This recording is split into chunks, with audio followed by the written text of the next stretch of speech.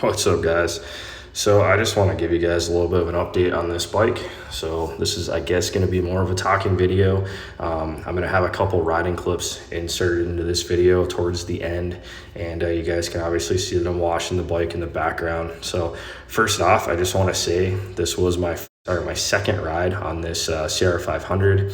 Now, the first ride that we rode it, we had an FMF exhaust and we had the original carburetor on it from 1986.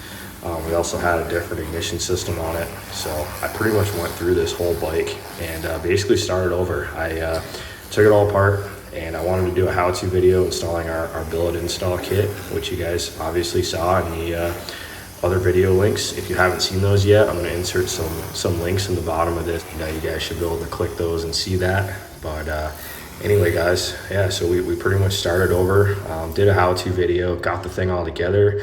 In the meantime of that happening, we ordered a full exhaust system from JSV. These guys are overseas. I was real excited to work with them. Just looking at their exhaust, you could really just see how much better it actually fit the bike than the FMF, I should say. And I'm not saying it doesn't fit a stock bike. However, when the FMF was installed on this 21 chassis, man, this thing was so tight. I mean, it was super close to the frame.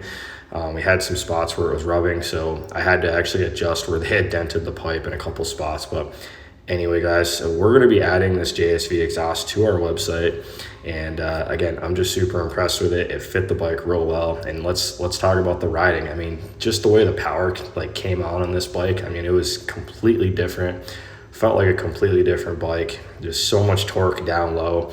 It had an insane mid-range. There wasn't a whole lot of over rev, but it could be because I went with only the 40 millimeter LECTRON Carburetor, so it's not necessarily going to keep pulling all the way to the top with a smaller carburetor. We could put a bigger one on there if we wanted, but I'm really honestly just looking for low end, bottom, and mid pull on these two strokes, just so we can at least short shift it on the 500. This thing does not need to be screaming completely anyway, like a 250 or a 125. But yeah, guys, man, even that LECTRON carburetor, just getting that thing on there, that is such a world of a difference. Just getting this bike started, just the way you tune it. I mean, it's so easy. It's the way they have their tuning system set up on that. It's so much easier than a standard carburetor.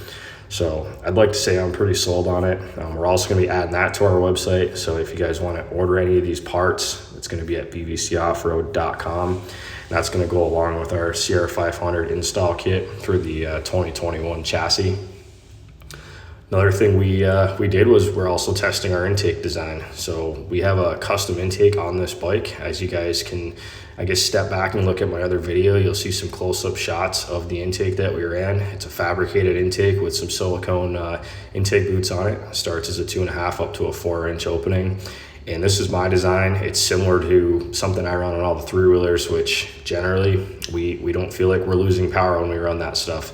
Now, I can't back that up. I do not have a dyno. However, I'm looking to actually do some dyno testing here shortly. The butt dyno is telling me that, man, this thing ran awesome, and I'm super impressed with it. Now, another thing that I'd like to make note of, we've had a lot of questions about how this bike is, how it rides. Some of the questions are, hey, does it vibrate like the older ones? And there's something about the way that cradle's set up on there. I really don't have a whole ton of vibration on this bike. I mean, yes, it vibrates like a CR500. Yes, when you rev it up and let go of the bars, you can see the handlebars vibrating. But just riding this bike, I didn't really have that sensation of my hands going numb like I have on other CR500 conversions. Overall, I mean, you guys really are just gonna have to, I guess, test ride one and see what it feels like. But just the way we put it together, we were real careful with designing the cradle, and definitely built the head stay so there would still be a little bit of flex. I'm actually going to experiment with a couple different head stay designs, but for right now, the way the fabricated head stay is, it's working really good. The bike just felt awesome. Now, comparing this to, let's say, like the KTM 300 that I own and have been riding at the same time, there's really no comparison in terms of, I guess, comparing to the softness and the plushness of the bike. This newer Honda is a motocross bike. It's got stiff suspension. I mean, it's a race bike. So if you want to build one of these for trail riding with this chassis, you're definitely going to want to soften the suspension up. it will beat you up a little bit more than, let's say, KTM suspension or something like that. Just being the fact that they have the steel frame with the softer cross-country style suspension. So you guys can obviously see in the last riding video that I'm doing more of a cross-country style riding. We built like I'd say like a 75-foot jump. So that was just a basic jump that was already out there. We redid the lip and put a landing on it. So we were basically trying to overshoot that and land flat and just see how the bike was going to react. We also did a small step-up jump, which nothing crazy. Again, we're just doing some cross-country trail-type riding out in the desert.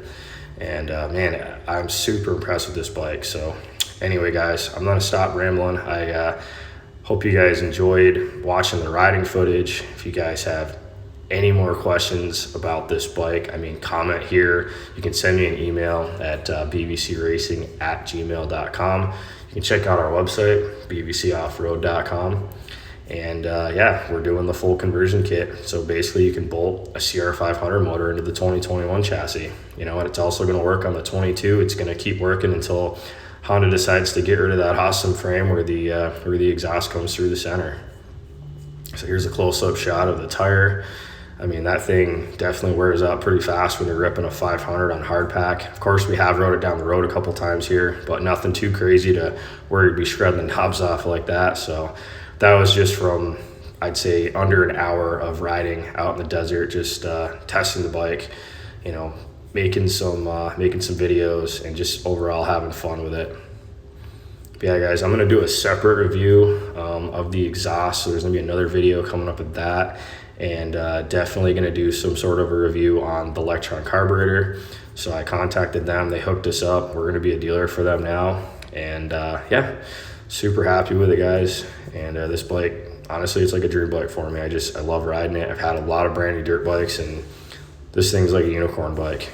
So anyway, guys, I'm going to insert some clips here riding, and I hope you enjoyed watching, like I said, the riding video. I'm going to get this thing on a motocross track soon and get you guys some more content. Thanks for subscribing. Our channel's been blowing up like crazy lately. We've got some giveaways coming up, 50,000 subscribers. So anyway, guys, just want to thank you for stopping in and checking out our builds. Thanks, guys. This thing is a lot of bike. How's it feel though? Just putting around. I'm gonna do a bolt check again. Always good to do that, but mate, I don't know if you got the video of that, but the big jump over there? It jumped pretty nice for the first try. That was only third gear. KTM 300 was fourth gear pin. True. Yeah, I'll watch the video footage and see how it looks, I guess. Yeah.